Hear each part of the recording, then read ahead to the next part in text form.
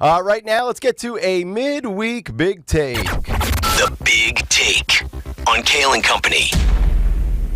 The big take this morning, it's the Democrats' party, and they'll lie, cry, and deny if they want to. Classic liberals have always been supporters and believers in free speech, but today the left is completely against that. The Democratic Party is now controlled by those who want to deplatform you, silence you, censor you, and flat out cancel you. There's no room for dialogue, debate, or discussion. Discourse to them, a thing of the past. If left-wingers were in charge of our roadways and highways, two-way traffic would cease to exist, and we would live in a world of one-way traffic. Head in this direction or risk feeling, hearing, and seeing our wrath. There are two stories going around that perfectly illustrate this absurdity today. One is the fact that Donald Trump will be on CNN tonight, to which many lefties are triggered about.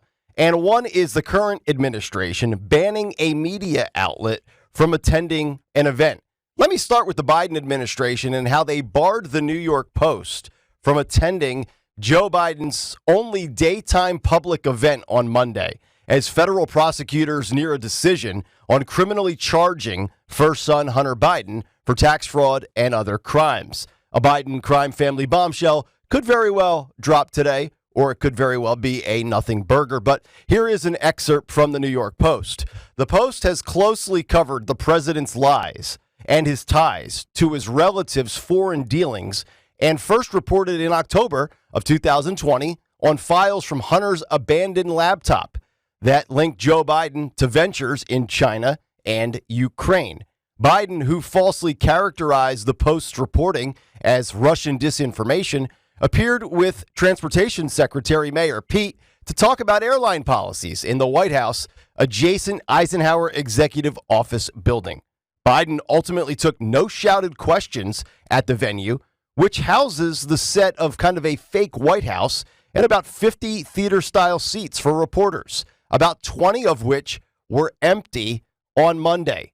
In the same room this past February, Biden chose to answer the Post's query about whether his family links to China compromised his ability to steer U.S. policy.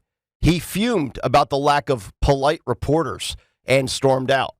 The Post, the New York Post that is, has the fifth largest news website as far as U.S. readership goes. And it's the nation's second most read newspaper online, and as of last year, was the fifth largest in print circulation. But in a Monday email just 2 days ago, White House staff said, quote, "We are unable to accommodate your credential request to attend the Investing in Airline Accountability remarks on May 8th. The remarks will be streamed live and can be viewed at wh.gov. Thank you for understanding. We will let you know if a credential becomes available." Bottom line, they took away the New York Post's credential for being real journalists and for exposing the Biden family. That's absolutely weak. This administration has no shame, no shortage of arrogance, and very little accomplishments.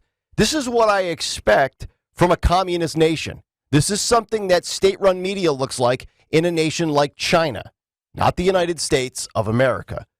On a recent episode of Club Random, Bill Maher sat down with Dr. Phil, of all people, and the two of them talked about how the left will try to shut you down if you don't fall in line. Take a listen. You've read 1984 how many times? Once. You have a good memory.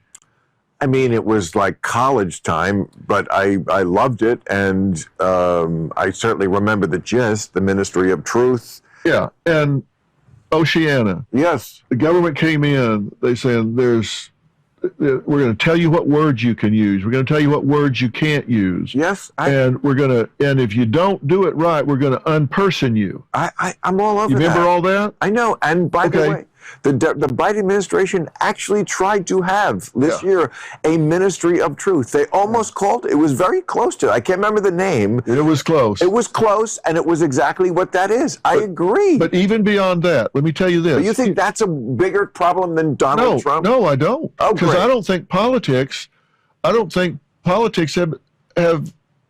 big problem. What I'm telling you is this.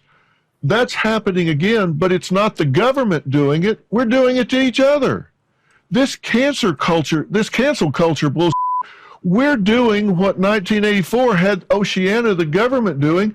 We're doing to each other. I understand. I couldn't agree more. It's the culture that's the problem here. You're wanting to say, let's pick somebody and throw them against the wall, whether it's Biden or Trump or Bush or whoever. That doesn't matter. It's culture.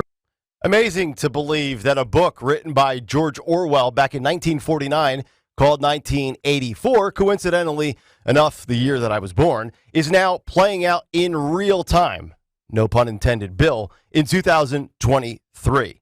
The Post goes on to say the email does not claim that the exclusion is due to space limitations, an excuse that was used until recently to justify the press office's mysterious pre-screening of reporters led into large presidential events, which under past administrations were open to all journalists on White House grounds.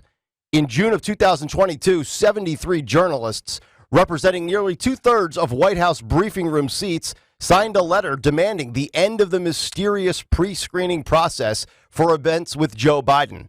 But the unprecedented access restrictions remained in place, and press officers refused to explain the criteria for selection, even to leaders of the White House Correspondents Association.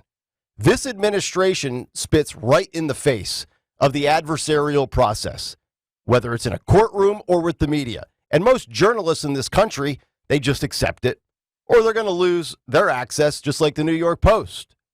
And that's a slap in the face to American citizens because journalists are supposed to get answers for the people, not be puppets to the establishment. But then in our second story, we have Donald Trump going on CNN tonight in New Hampshire with Caitlin Collins. And the left is losing their mind over this. Here is MSNBC's Joy Reid with a panel discussion and taking reaction to what CNN is doing with the former president. Listen.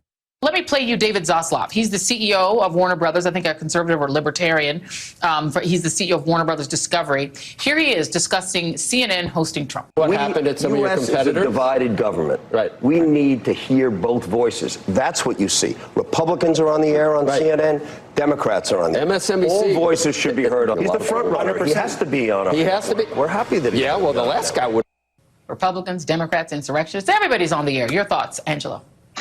I mean, I get a little uncomfortable with the false coequivalences and false balance, if that's the position that they've taken, because it's kind of a reflection of the larger posture that CNN has had over the last year or so, which is to basically mollify all of their right-wing critics, or at least to attempt to mollify them by validating even the most bad faith attacks on the network from them, and then shift their focus to try to appeal to them to come back on the channel with all sorts of concessions or sort of gimmies. And I think, yeah, of course he's the Republican frontrunner. There's newsworthiness around it. It is absurd in some ways, but we have to cover it. I appreciate that.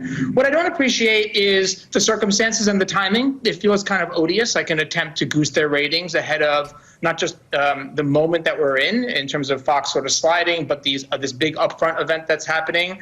So I think that's a part of it. And as I said yesterday, David Zaslav is spot on. This is what journalism should look like. This is how unbiased media should act and operate, and what politicians should be granted. It's America, where free speech is allowed. But panelist number one on Joy Reid's show finds it unsettling that Donald Trump could be in this venue, in this setting, on rival CNN. Let's hear panelist number two in part two with Joy Reid. Take a listen. Yeah, right. And they're making it a big deal, Charlie. I mean, the person who's going to moderate this is formerly of the Daily Caller, their Washington reporter who did the morning show earlier.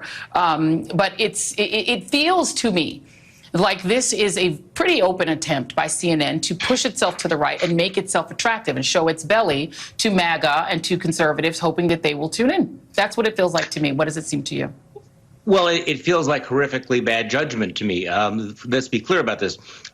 This is not journalism. This is entertainment. In journalism, you actually will control the questions and the answers, and you will have some sort of a filter for misinformation. CNN will not be able to filter or control the disinformation that Donald Trump puts out on the air live. And CNN will not even be able to control the kinds of issues that are talked about.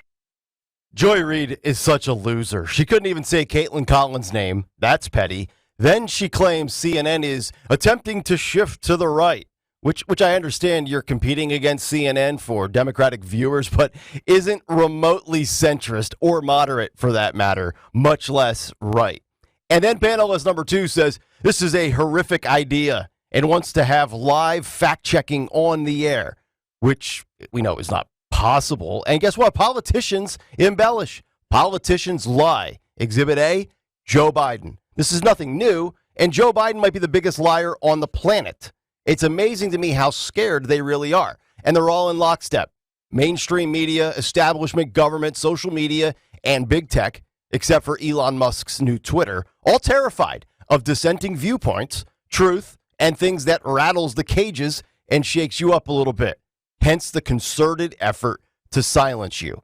And the last piece to the puzzle is this headline, gagged. For the first time in U.S. history, a judge has ruled that a Republican candidate for president can't refute claims leaked by Democrat prosecutors. President Biden is free to make any claim he wishes publicly, even though he's never available to the public, and Trump cannot respond. That headline in response to the NBC News report yesterday that Donald Trump is barred from posting evidence in his hush money case with Stormy Daniels on social media. The judge ruled that and largely sided with a request from Manhattan District Attorney's Office about what Trump can publicly say about certain aspects of the Stormy Daniels case. We'll get to the other case coming up here at the bottom of the hour. But prosecutors had stressed that they were seeking a gag order against Donald Trump, a 2024 presidential candidate. They just wanted to make sure he did not misuse their evidence, is how they framed and positioned it.